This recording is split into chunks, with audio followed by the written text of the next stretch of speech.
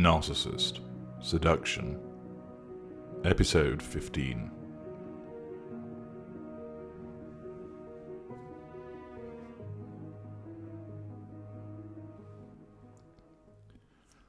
The road cut through the countryside, passing fields and the occasional copse.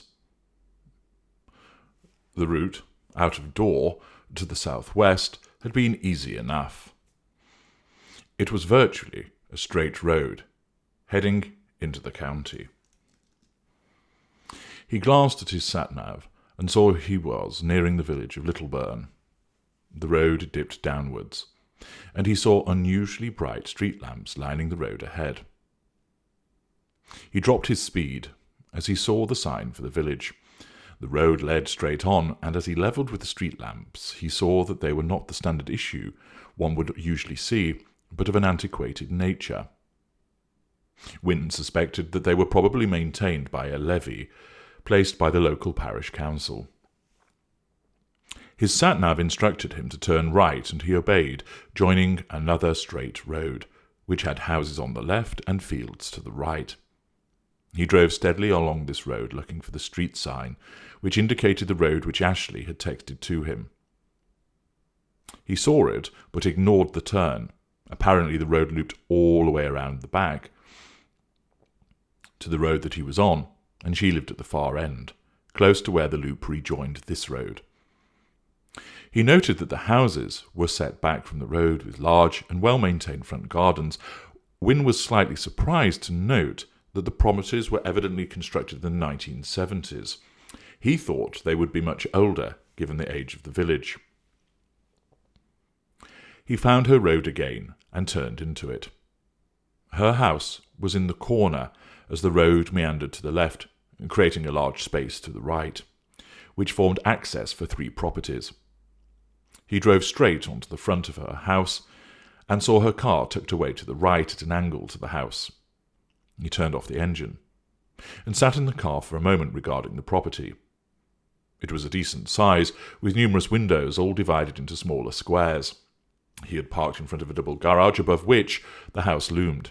It was easily a 5-bedroomed affair. Wynne left his car and walked towards the front door, which had a mock lantern lit with a bulb beside it. A warm glow from various lamps bled from the ground floor windows, and he saw that the door had been left ajar for him. He felt a strange nervousness as he pushed the door open and called out a greeting. "Through here," replied Ashleigh. He walked across an entrance hall from which a staircase and several doors radiated towards the sound of her voice. He pushed open another door and stepped into a large room, which was a kitchen and dining space combined. Leaning against the island, set in the centre of the elevated kitchen area, stood Ashleigh. He cast a quick glance around the room, but she was alone. "Come here, you," she invited. He walked over to her and they kissed. She was eager, grabbing at him with her hands and pulling him up against her. He felt himself become aroused as they embraced, mouths pressed hard together, tongues clashing, before he moved to kiss her cheek and neck. She reached down and gripped his backside, pulling him into her, and she groaned as his hardness became evident between her legs. "Jesus, this has been too long," she muttered, biting his ear, running her hands under his jacket. "You're telling me," he responded. She held him through his trousers and let out a sharp cry of delight at finding him so hard. She looked at him and then kissed him again before breaking off. Fuck me now," she urged him. "What, in here?" he responded. "God, yes. Up against this, I want you. Come on, do it." He had repeatedly envisaged the first time that they would make love, but having her against the dishwasher was not one of the scenarios that he had imagined. He reached up and caressed one of her breasts, and she tilted her head back, murmuring in pleasure as he nibbled at her neck.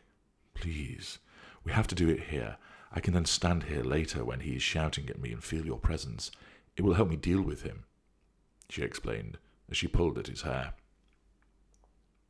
A cry suddenly arose which startled Wynne, and he stood apart from Ashleigh. The noise came again, and he realized that it was coming from a baby monitor set on the bench behind him. He smiled as Ashleigh rolled her eyes. Thought it was too good to be true, she said. Excuse me. Sure, no worries. She exited the room, and Wynne walked down a couple of steps to place himself on a settee, which was arranged in an L shape on the right-hand side of the room. A large television faced the settee, and to his right were several windows obscured by closed wooden blinds. It was certainly a large room. Over the other side of the settee was a low sideboard, various pictures upon it. Across on the far wall were several small windows set into the wall, the glass translucent, and ornaments placed in each of the small shelves set into the windows. A dining table and 8 chairs occupied the rest of the space. Wynne could hear the sound of Ashleigh settling her son as he stood up and walked around to the sideboard. There was a picture of Ashleigh's daughter, a few years old, a smaller version of Ashleigh with the same coloured hair and a similar slightly bulbous nose. Next to it was a picture of Ashleigh, her daughter, and presumably this was Peter. Wynne picked up the picture and studied it. His rival looked to be around Wynne's height and was slim. He had short, wispy blonde hair, which was receding. He was very pale and had staring eyes, googly in nature. Whilst it would be harsh to describe him as ugly, he was not good-looking. Average, said Wynne, quietly pleased to see that his rival for Ashleigh was not as good-looking as him. Evidently, then, the pay packet was the attraction here. He replaced the picture and returned to the settee, hearing the gurgle of the dishwasher from behind him. The interior of the house was well appointed and contrasted with the exterior, which was not unappealing, but was certainly nothing of note. Various expensive appliances were dotted around the kitchen, and he suspected the rest of the house exhibited a similar level of expense. He sat for a few minutes, looking over the various pictures and ornaments, consigning the image to his memory, as he could hear Ashleigh endeavouring to settle her son once again. The minutes passed, and she had still not returned, but he was content to wait. After perhaps 20 minutes had elapsed, Ashleigh returned and walked over to him. "Decent room," remarked Wynne. "Yes, this bit," she said, sweeping an arm at the dining and living area, "is an extension. I oversaw the work. I chose all the colours and the appliances. He just paid for some of it. As usual, I get left to do it all."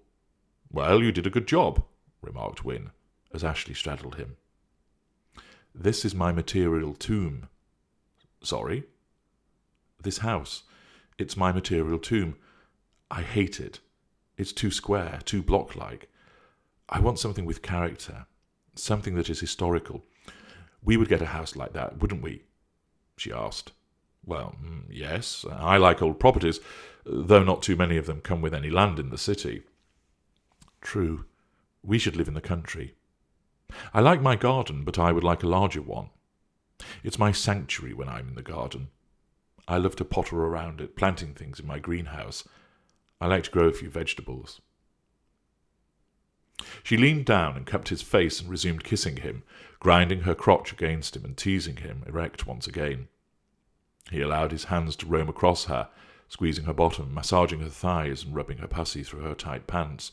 He could feel her warmth against his fingers, and she moaned as he pressed against her. "Is the little man okay?" he asked in between kisses. "Oh, yes. He'll be fast asleep. Come and see him," she suggested. She stood up and held out a hand. Wynne took it, and she led him up to the kitchen, and then up the staircase onto the landing above. She pointed towards the door in front of her. "That's my bedroom. I'm going to have you in there," she said. "Just say the word," replied Wynne.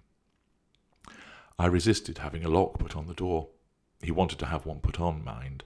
He said he didn't want Amelia coming in and disturbing us. I know he wants it put on for a different reason altogether. Wynne frowned, but said nothing, wondering what she meant by the comment, as she carefully pushed open the door of the adjoining room. She leant in and then turned to Wynne. "He's asleep. Have a look." He nodded and peered into the room. It was a small room lit by a nightlight. He glanced at the cot and could just see a baby lying on his back, fast asleep.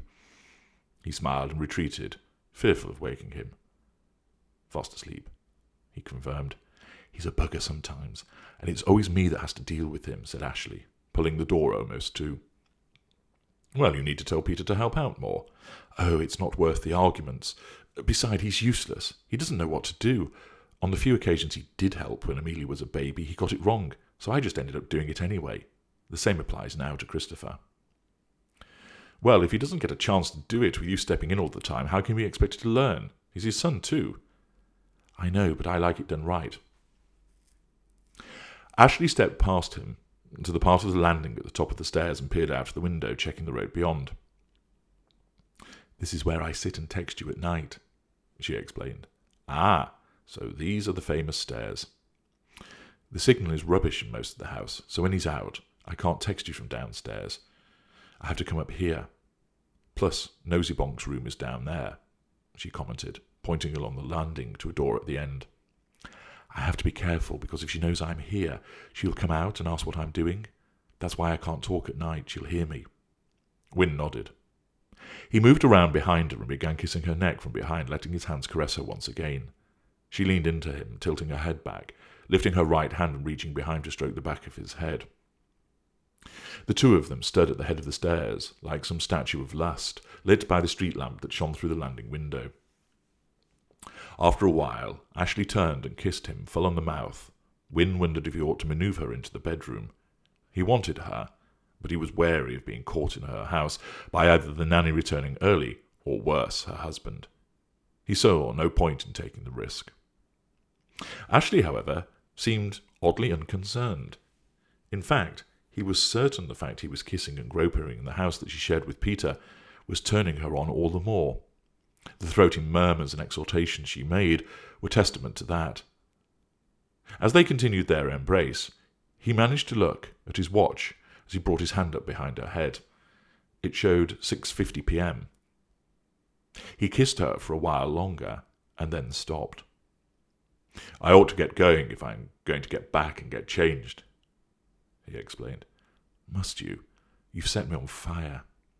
I feel the same, but I don't want to be late. Punctuality is the politeness of kings. Is this you getting your own back because I wouldn't let you have me last Thursday? Not at all. But as I said, where's the rush?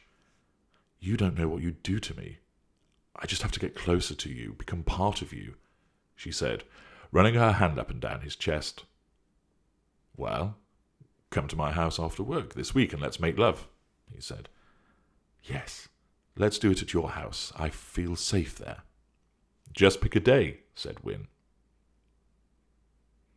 Wynne was on the road that led from Little Byrne to Dor, cutting through the darkened countryside, the powerful beams on his car lighting up the road ahead. He had been driving for about 10 minutes when his phone chimed and he opened the message, noting it was from Ashleigh.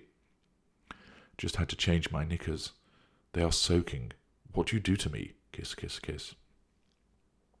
He tapped out a reply with his thumb, glancing between road and phone. Glad to be of service. Kiss, kiss, kiss. A few minutes later, the golden glow caught his eye and a further message appeared. Jesus Christ, pants soaking too. I have to have you. My balls are aching, if it helps. Ha! You had your chance, but didn't take it. His car drew to a halt at some traffic lights. Just ensuring you are whipped into a frenzy. You do that all right. The lights changed and he set off. He soon joined the main arterial route and the traffic became a little heavier. His phone chimed and he saw the golden light. He didn't pick it up this time as he preferred to concentrate on the road. On his return journey to the city, the phone chimed twice more, no doubt more messages from Ashleigh. He wanted to pull over and answer her, fearing that she would be concerned at his lack of response, but that would delay him and he was already going to be late. In truth, he should not have gone to her house, as he had to change and then travel again to reach the venue where he was meeting his friends. Her invitation was one which he had not wanted to, but could not, refuse. He wanted to see her and taste that gorgeous mouth once again, and, moreover, he wanted to see her home, so he could envisage her when he was apart from her, another piece of the picture created. His friends would not mind that he was 30 minutes late in meeting them. He would message ahead, and he would just have to have a couple of beers to catch up with them. He toyed with mentioning her to the chaps, but they all knew her, most being former colleagues, and he didn't want to run the risk of somebody mentioning it elsewhere. No, he decided he would keep it to himself for now. He pulled up at his house and reached for his phone, the gold light still intermittently winking. He opened the messages. I don't think I can do this much longer. I have to be with you. Kiss, kiss, kiss. Please say we can be together. I feel so alone when you have gone. Kiss, kiss, kiss. I want you. I need you. I love you. Kiss, kiss, kiss. Where are you? Please answer. Kiss, kiss, kiss. Please speak to me. Kiss, kiss, kiss. Ian? Kiss, kiss, kiss. He tapped to reply. Sorry, I couldn't text. Was driving and had a police car behind me for most of the journey. Kiss, kiss, kiss. He sent the message and sat waiting. He needed to know that she had received it before he could consider getting changed. He stared at the screen, waiting for the chime in the light. Then it came. Thank God. Thought you had crashed. No, I'm fine. I was panicking. I can't be without you. It's okay. Got to go. Sarah's back. Okay. He placed the phone to his lips. Poor thing. She was so brittle, and all because of the way that bastard had treated her. He would never mistreat her, he knew that. She deserved to be loved properly, and he would do that for her. Wynne exited his car as a further tendril snaked about him.